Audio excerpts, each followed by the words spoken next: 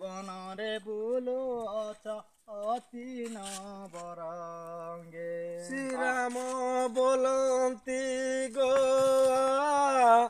যোধ্যাম্বর সূর্য বংশে যাত দোষ রথঙ্ক কুমার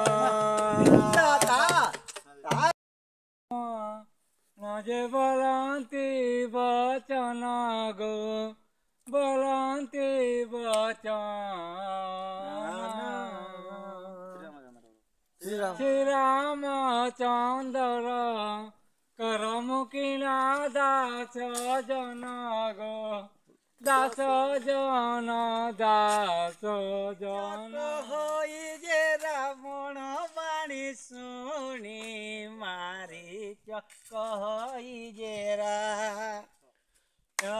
আজ্ঞা দেলে মে বিহেবি ক্ষণি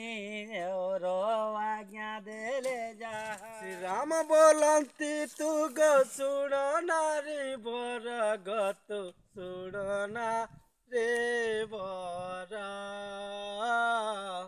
সেটা বেনু আনে নেত্রে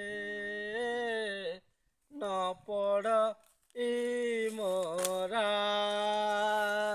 এ বচন শুনি বুধা মন্থরা হইলা